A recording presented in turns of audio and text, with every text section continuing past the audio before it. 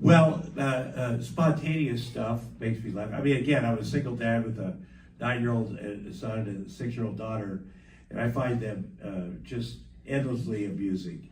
And just the day-to-day minutia of being a parent, just how as their personalities change, as they, they're both so different, and the tricks that my daughter will play. She goes the long game. When she goes, we do hide and seek. She hides, and sometimes I'm older. I'll forget we're playing hide and seek, and then she'll yell, "Daddy, you gotta find me still." But there's a lot of young comics that are very funny. I've always loved comedians. When I grew up in Iowa, I had a single dad too, and when he was 22, I was 4, my sister was 3, my brother was 1. And my dad, he worked a lot. You have to work he worked at a factory. But the only time we really heard him laugh hard, like laugh all out, was when there was a Bob Hope special on. And Bob Hope was a comedian, if you guys remember. He'd go to Vietnam or to Korea or wherever and entertain the troops and do these specials. There's always beautiful women in it. Bob makes the jokes, but my dad loved it. So I said early on, whatever Bob Hope does, I'm going to do that. And so years later, I think in '89 or sometime soon after I moved to LA, did a Bob Hope special, and I think he was, I think I might have been Robin Hood, and he was, we were in tights, and Bob Hope called my dad, and he wrote him a bunch of stuff. He signed his books for him. And so my dad, this is kind of the magic of what we all do. My dad on the same TV, in the same living room that used to watch Bob Hope, got to see another Bob Hope special where I was standing next to Bob Hope. And when you're from Tumble, Iowa, that stuff doesn't happen. So then I was like, okay, I've done everything. What now? But a lot of things. I love to laugh. We love to get my kids to laugh. I have to do some extraordinary things, dancing and stuff. We have a little, before we go to sleep, we all do a little story. I tell stories, and they just are. Some of them are disgusting, but it's about my family. They're true stories. Like Jack's the Black Banana. That was my brother's nickname because younger brother. I have 4 younger brothers and 2 younger sisters. Because he got circumcised at 11. Yeah. And so he was always in the bathtub, my younger brother, always in the bathtub soaking. And I bust down the door to show my friends. And then once you get a nickname like the Black Banana, it sticks with you. So we were just talking about this earlier before you got here. I am a very, very big Fred Astaire fan. Oh, yes. I want to know. I am too. Yeah, I want to know how you got involved in that. Well, Roseanne and I were both huge fans, and they asked us. They said, "Hey, the director, will you do something in this movie?" We're like, "Hell yes, I'll do something in this movie." And I think it was the first time I was ever in a movie. I think Roseanne had done She-Devil before that, but it was just great fun. Once in a while you do these bucket list things that, you get to be a part of a show or a movie that the people that you love. So it was definitely fun. It was weird, and it was fun. So we liked that.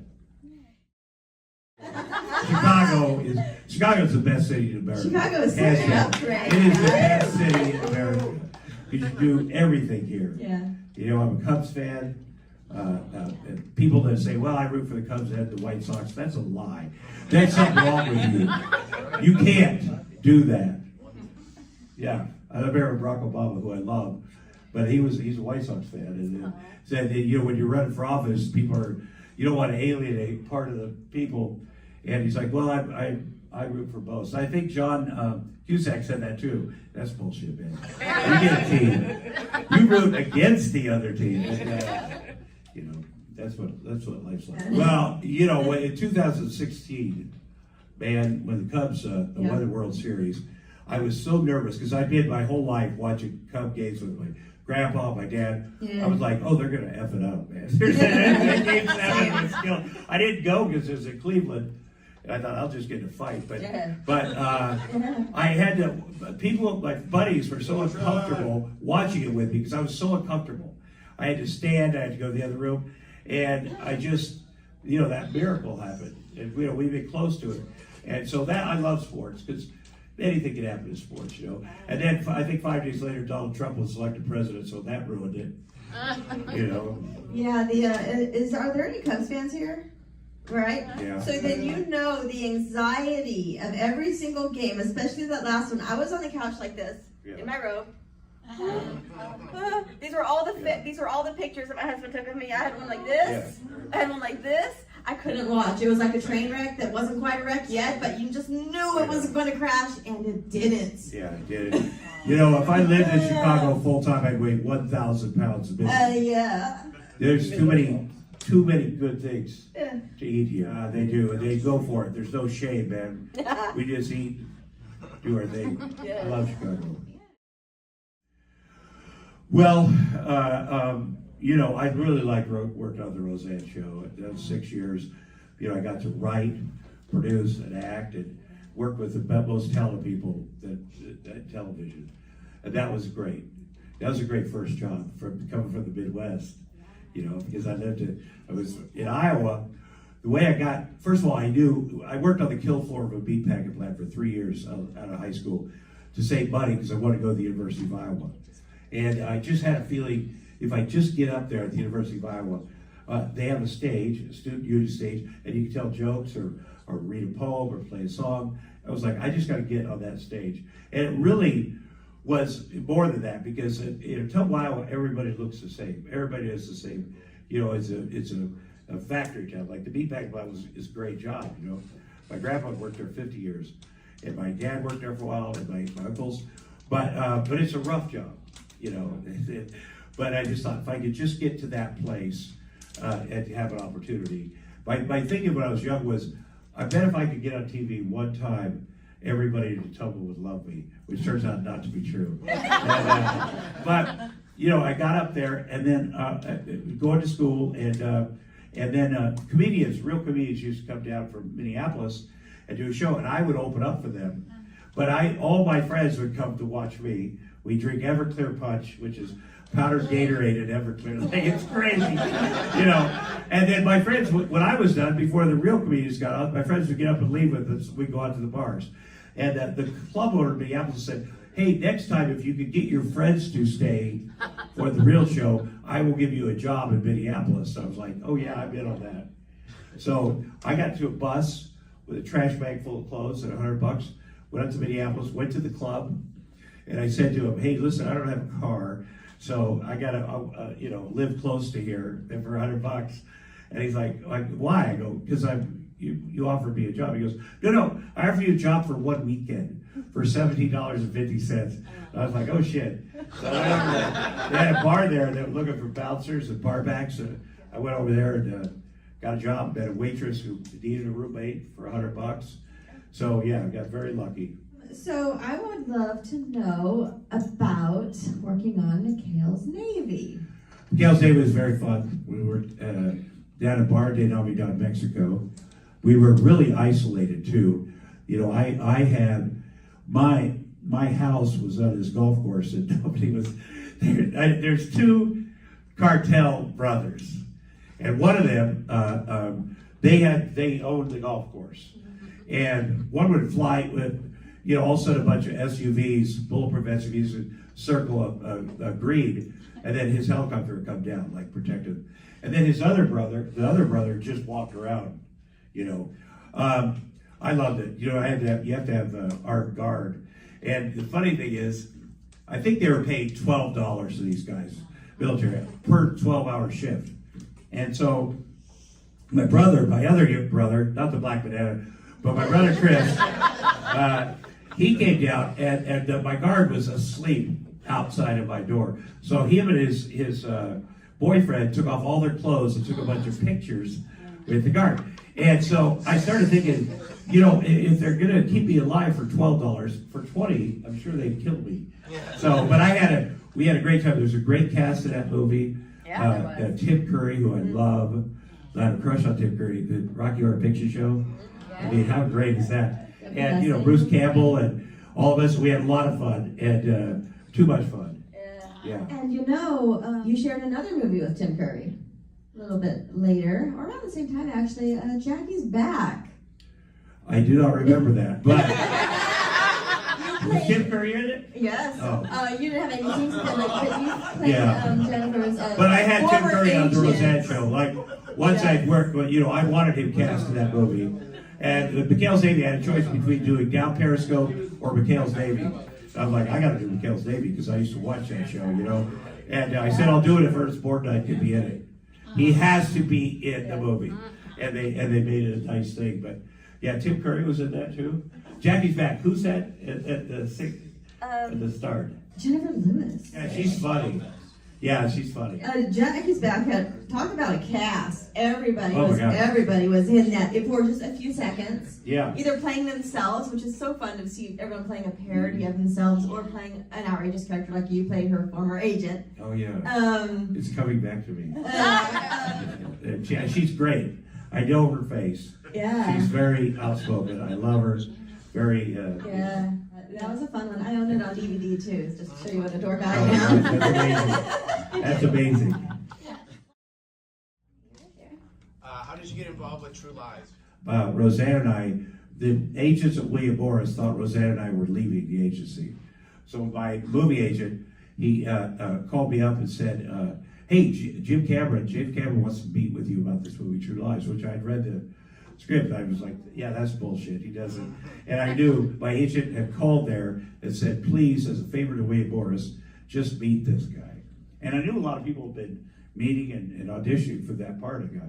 So I wasn't gonna go because I was embarrassed. Like, this is not gonna happen. But I thought, oh, I do want to meet Jim Cameron, so I could say I met. Yeah. So I go over there to Jim's office and we talk a little bit. He's great. We talk, and then at the end he goes, okay, do the scene. And I was like, yeah, I didn't even read the scene because I said, I know I'm not going to get the movie, so it's so much less disappointing when you don't prepare. And he was like, oh my God. And he goes, here, 3 pages, just read it to me. So I read it to him once, and then he said, hey, get Arnold down here. I didn't know Arnold was upstairs in the loft there. So I see Arnold Schwarzenegger coming down the stairs, And Jim Cameron said he cast me because when Arnold was coming down the stairs, I said, I could take him. But it's great. And let me tell you something. Arnold and I did it one time together, and it was great chemistry. And he said, Tom, you got the part. I'm like, holy shit. But don't tell anyone for 2 weeks. I was like, I swear to God, I'm not going to tell anyone the best news of my life for 2 weeks. And of course, I get to my car, trying to call everyone. And nobody believes me. I said, I got to cast the True Lies. Are you back on drugs? But the reason he needed 2 weeks is because he had to go to Fox Studios, who were financing the movie, at the time the most expensive movie ever made, and give them the great news. And so we went in there and he said, hey, we found the third person after Arnold and Jamie Lee. And they're like, that's fantastic news, Jim. And he's like, who is it? And Cameron's like, it's Tom Arnold. And they're like, that is horrible news. And he said, why? They go, I don't know what else he's done. Don't you read the tabloids? And he's crazy. And Jim Cameron's like, no, I don't read the tabloids. But I'll tell you this, I wrote the script. He's the guy. Oh, that's good. And they're like, well, we can't approve Tom Arnold for this movie. And Jim Cameron, to his credit, said, well, that's too bad, because now we're going to walk across the street and make it at fucking Paramount. And then they were like, okay, we'll give him a shot. So, That's amazing. You went to bat for you like that. That's I know. Yeah. You don't need a lot of those things in life. It's always good to have someone go to bat for you. But very grateful about that. For sure. Yeah. For sure. I saw some more. Yes. I know that guy. First of all, your dream come true of the Cubs winning the World Series was my nightmare. She'd take over the Cleveland Indians. Yeah, I feel for them. Horrible nightmare for me. Yeah. But I'm a huge fan. I've seen you do stand-up in Cleveland multiple times. Yeah. You have the best stories Yeah. about celebrities. You share maybe one with Arnold Schwarzenegger, or maybe just to illuminate the crowd is something hilarious. Yeah. Let me think which story would be appropriate. Let me think. First of all, we were filming in Washington, D.C. on Constitution Avenue, which is a big street in Washington, D.C. You know, like the senators, everybody. So we closed the street down to film a couple scenes of True Lies. That was a big deal. So Arnold and I, he's at the driver's seat. I'm here. Bill Paxton's back here, the great Bill Paxton, best guy in the world. And we're waiting to shoot, and there's hundreds of people can see. And a light goes out right here.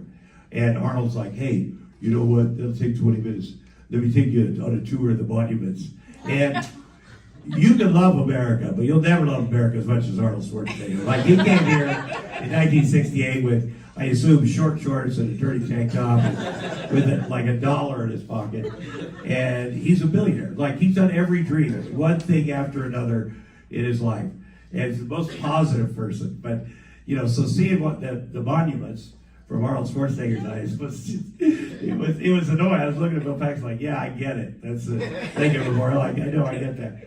But when we came back around the block, James Cameron's a big dude. He's a 6'3" raw-boned Canadian. He's not like you think of a director. And he was standing in the middle of the street with his hands like this as we pull up. And he was pissed because it only took a minute to change that light, not 20. And Arnold's always tedious, you know, like he's on time, he does all this stuff. So James Cameron hit his hands on the hood of the car, came around to my door, and crawled in over me. I slinkered out of there and got up right up on Arnold. Goes, hey, you wouldn't pull that bullshit again? We're going to have Paul Verhoeven finish this fucking. And so then he got out and left. And then I got back in the car and sit next to Arnold. And I was like, are you going to take that shit from that fucker? Oh my God, he's a director. And Arnold, to his credit, said, I have to. I fucked up. And that's a good thing to remember. Oh, he owned up to it. Yeah. Yeah, for sure. I saw some more. Yes, sir. Yeah, I just you worked on Best Damn Sports Show, Yeah. period, and a lot of shows are doing what you guys did back then. What was it like working on a show that really kind of broke ground? Yeah, Best Damn Sports Show, period, on Fox. When they came to me about, you know, they said we're going to have baseball, football, basketball, and whatever, and we want a comedian. And I did think it would work, of course, because most things don't work. But they said John Kruk's is going to be the baseball guy. And I liked him on David Letterman's show. And so, and they said, we want to get Michael Irvin, we want to get, so I thought, well, let's just try it. Let's go in the studio and try it. And I thought, if it goes, it'll last 6 weeks, it'll be over. But it went, and we were pretty unsupervised. You know what I mean? Like, it was a new thing, and we were trying new stuff. I mean, I visited my sister in prison on the show. We did a lot of, weird things you probably can't do now. But I loved it, and still friends with all those guys. And to talk about sports, to get paid to talk about sports, imagine how great that is. That's crazy, because I'm going to do it whether I'm paid or not. But I got to be my heroes, and one day I was sitting between Ernie Banks and Willie Mays. I'm like, how the fuck did I get here? This is crazy. I wish my grandpa could see me now. Like, it's crazy, because I am a sports fan. To do that show, I said, I'm not going to be objective to teams I like. I'm not going to be a journalist, because I genuinely like them. And, even Sammy Sosa, they kept running a clip where I was doing an interview with him, and I said, I love you, Sammy Sosa. They ran it a million times. I do have a lot of, Sammy Sosa gave us a lot of joy. Mark McGuire, Sammy Sosa back in 1989, 98. People are like, well, they were on steroids. Well, shit happens, man. all those pigs that we slaughtered at Hormel were on steroids too. Yeah. Then you eat them. Yes. I love your interviews with Jimmy Pardo's podcast, Never Not Funny. Oh, yeah. Do you have any stories that you can tell about you and your brothers?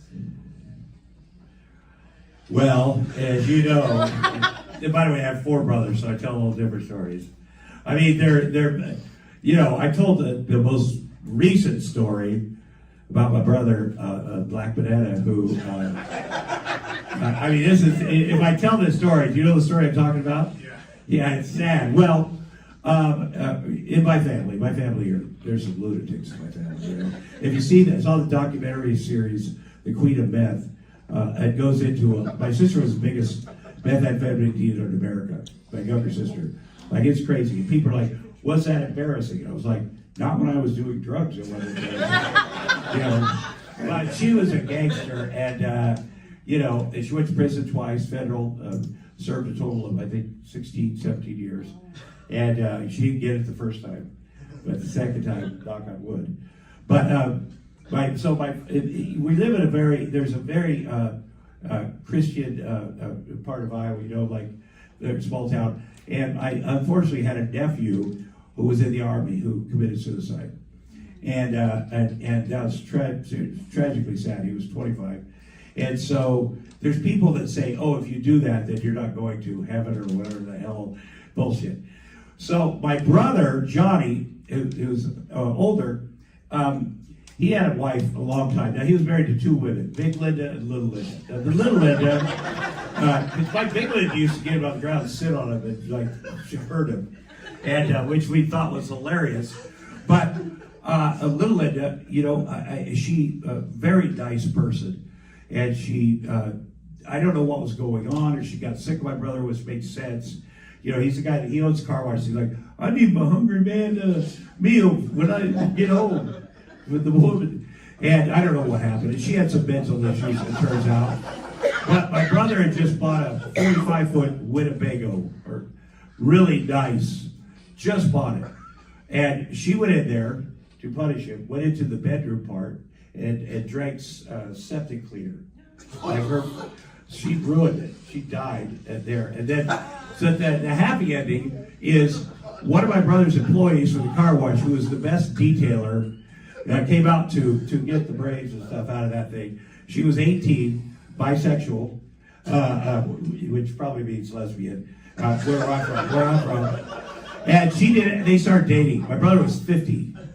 And then they went on a whirlwind for a year. And, you know, he ended up getting a turtle tattoo on his, I mean, she took it, you know, I was happy he had somebody, but she took him all the way down to, but, yeah. I told you, you know, my family are there's crazy people. But again, it was a happy. My other brothers, of course, we all badmouth each other. I'm like, oh my God, he's dating the girl from the. How weird is that she had a toothbrush in there cleaning out the RV, and he's like, oh, why don't we date? Oh my God, that's typical. Guys are stupid, you know. And I think he knew he probably didn't want to feel sad for what happened as much as humanly possible, right? And he's like, oh, this could be the future, which I made that mistake too. I've been divorced 4 times. I made some bad mistakes. All right. Well, I mean, you've spoken briefly about your past drug habit. Mm-hmm. Yes. I want to know what inspired you to get clean and start this new journey of sobriety. Well, I mean, I was a very bad alcoholic and addict, and you know, I grew up. My mom was you know, my sister and I got our first drugs from her. You can see when we were early teens. But she didn't raise us, but she came into our life, you know.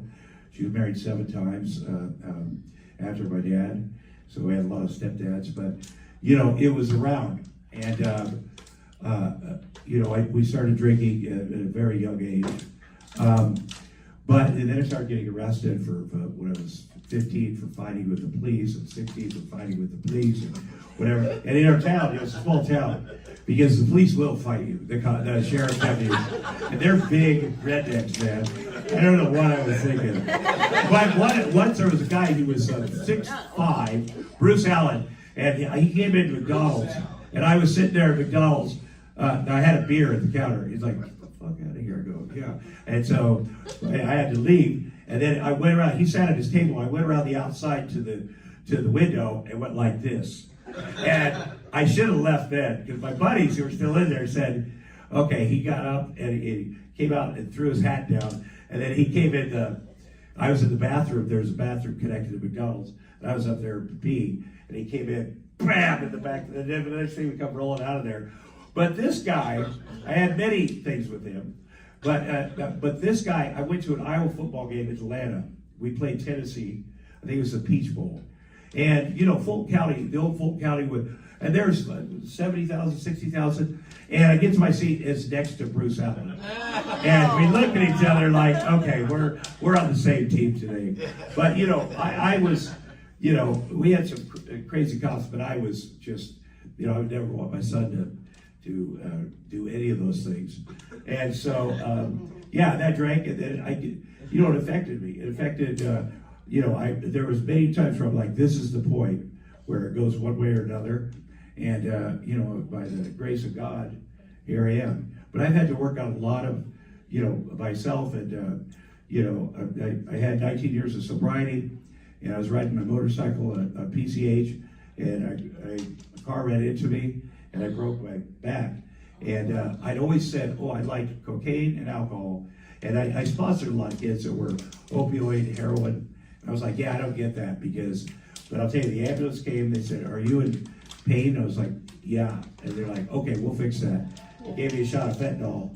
And I was like, oh yeah, that's the thing. That's what I've been missing my whole life. So, you know, I had to start over and you know, but I try not to, I work on it every day. I have a great group of people. There's people out there, you know, I highly recommend AA and all the other things because it's free. It's a crazy thing. You go there, it's free. It's all over the world. And you meet people who are as crazy as you know, and when people sit in AA meetings to talk about, well, I was going to do this thing, my mind, I was going to do that, and people, you just laugh. You're like, oh, I get that. No, you have to, the only way to get it is to be a part of it. And so, you know, there's a lot of supportive people, and it's scary for, you know, I can't imagine being a parent and going through that shit. But, you know, there is help out there, and, you know, it's a nasty thing. Thank you for sharing. It's very inspirational for This us. guy right here was asking if I buy t-shirts that I sell the thing at comedy shows. I have a heart camp, the biggest heart camp in America for kids with heart disease what is the other word? Kids with that have heart issues, big heart issues. So it's in Catalina Island, Camp del Corso. But I sell these shirts, right? And what were we saying about the butt? Bend over, I don't know. No. All of our volunteers are nurses. Volunteer nurses are the kids. That's the story. They're amazing, right? We have a great medical facility out there for the kids. These kids have never been away from home, even for a night. And we don't let them talk to their parents the whole week because we got this. Anyway, the first question I ask a nurse, wherever I meet her, especially if she's worked in ER, is what's the biggest thing you've ever pulled out of a guy's ass? And they will, let me tell you something, they will answer. They go, well, curtain rod this way, or they have a bucket at ER where they put shit in. It's crazy what guys will put in their ass. Right? When you're so bored, you're like, this thing, you know, they get stuck up there. Yeah. All right. We should go back to the table. Son, do you have any questions? Sonny, he flew with me last night. He got out of school early. And picked him up, and then we flew on the red eye. He'd never been on a red eye with Dad. Did you like it? You've been a trooper. It wasn't good. Yeah. He's a trooper, but he loves going with me, man. Him and his sister. And I do comedy and do stuff, and I love having them. Come back to Cleveland, man. I will for sure. Yes. It's been a while. What was it like to be a villain in Big Bully? Oh, that was fun. Big Bully with David Piemer, and Carol Kane was my wife, and a great fun cast of people. It was great fun. I hated being mean to Rick Moranis. I was very mean to Rick Moranis. Yeah, but that was great fun. I'm so grateful I became a father at 54 with Jackson, at 57 with his sister. You know, I'd always said I wanted to be a father, and it turns out I did, and it's a good thing. You know, you could say it because it's on, you know, and I feel like I've done everything I wanted to do, and I've done incredible things. I've been so blessed that if I had been a father at 18, like I thought I was going to be, with my 17-year-old girlfriend said she was pregnant when I worked at the meat packing plant, I was like, well, here we go. I'm going to be here forever. This is what you do. I got to man up. And I even went to had to ask her dad for her hand of marriage. Her dad was this big 6'4" farmer, and he hated me. Like I had to sit there with him face to face and go, "Here's the deal." And he just wanted to murder me. But it turned out she was lying, which I was so grateful for. I got another show. You know, my dad and mom were 16 and 18. My sister Lori, the Queen of Beth, was 14 when she got married, and my mom made her marry this terrible person. But you know, I think becoming a father older, you know, you can't short the kids because you can't go, well, I'm old, I can't do this or that. We can't run around, we can't do our shit. But every day, you know, and you know, there's a lot of times in life you got to take things one day at a time. But every day they still sleep in my bed. And they have beds, and they'll go. He always goes to bed first, sleep. Then his sister comes in. His sister and I have our private time at night, you know, and then she goes to sleep. Then I try to figure out a way to squeeze in there, and but it's great. It's great. It's a great thing. I love so many things about it. I grew up watching Rosanna, and my favorite episode when you and Nancy got married in Vegas. Oh yes. Oh, that was fun. You still keep in touch with Sandra, or you guys? Yeah. We're not tied, but I love her. And Santa Bernard, she's amazing. We went to Vegas, got married. I think Wayne Newton was in that show, which was awesome. And you know, when shows go on the road, you know, for sweeps or whatever, it was crazy fun. I remember Sandra, we were going back up to our suites, and she was mad at somebody, and she was walking ahead of me, and she stripped off all her clothes. She was yelling. It was just very funny. She's a very good comic and performer. But we had a lot of fun. That was one of the most fun things we did on the show. We had a lot of fun. My first episode in 1989 in the fall was nerve-wracking, but we watched it recently on the TV, and it holds up. But I was so nervous because I was writing the show, and before I was writing the show, I was a comedian. I was like, I'm a comedian. Then got an opportunity to write Roseanne's stand-up act, and then the show.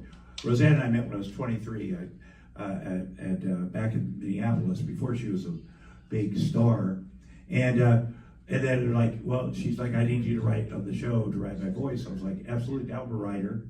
And then the second year of the show, they like the writers are like, listen, you guys are a couple now, and it would be great for the show if you did an episode. And you know, 45 million people watch that. That's back in the day. Like a 4 million people watch show, it's a hit. Yeah, but I was nervous, and Roseanne gave me a great tip. Like we're doing rehearsals, and you know, there's a lot of doubters too. They're like, well, he's with her because she's with him because whatever. And I was having a rough time in rehearsals. And then the night before the network run through, which would be Thursday back then, Roseanne and I went and we were home, and she said, here's what you got to do. You got to walk into the room balls first. Like that is your room. So when you enter the house, that's what you got to do. Don't be shy. You got to do that. It was a great note. And it worked out. And, you know, I like that episode. I like one of the ones I wrote, PMS, I love you, where it's completely from our real life. And she used to have she used to do. And it was kind of like, what's the apocalypse now? You have the fan. Yeah. So, all right. What time is it, Denise? It's time to go back to the table, I think. Okay. Go back to the table. Stop by and see me, guys. Will do. We'll talk more. Thank you.